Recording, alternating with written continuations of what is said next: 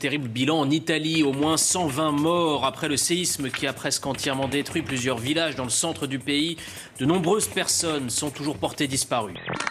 Sous les applaudissements, les sauveteurs sortent des décombres de la ville de Pescara, une fillette de 10 ans. Elle est en vie, c'est une miraculée.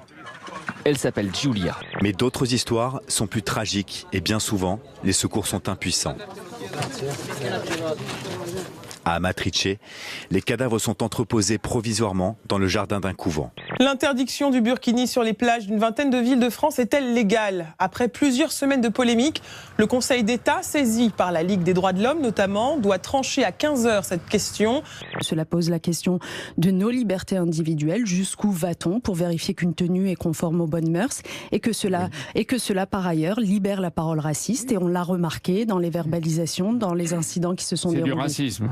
Eh bien, je pense une dérive policière. Je pense qu'il y a une dérive. Je pense que ces arrêtés ne sont pas une dérive. Vous n'êtes pas d'accord avec elle? Ou alors c'est elle qui n'est pas d'accord avec moi. Oui. Mais ces arrêtés ne sont pas une dérive. Les arrêtés anti-Burkini libèrent la parole raciste, ajoute-t-elle. Non. Ça, c'est une mauvaise interprétation des choses. Les États-Unis, toujours en proie à de gigantesques feux de forêt dans le parc national de Yellowstone, dans le Wyoming. Des milliers d'hectares de broussailles sont partis en fumée.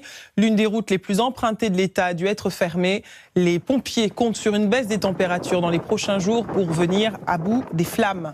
C'est notre nouvelle petite voisine, Proxima b.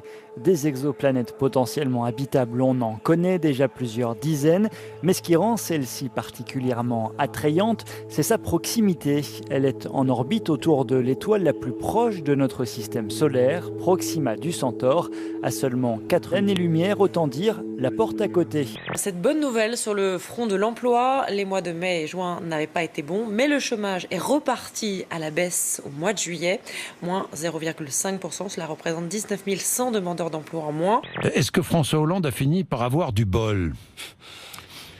Moi, quand je parle de l'emploi et du chômage, je pense pas à nous. Je pense pas à ceux qui gouvernent. Je pense lui pense, lui. Il peut y avoir des mois qui se révèlent être bons, d'autres moins bons, mais la tendance, elle est là.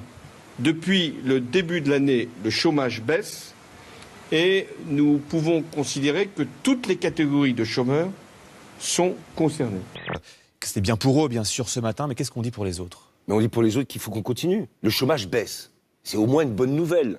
Nous vivons depuis plus de 30 ans avec un chômage de masse, avec un chômage qui est en dessous aujourd'hui de 10% de la population active.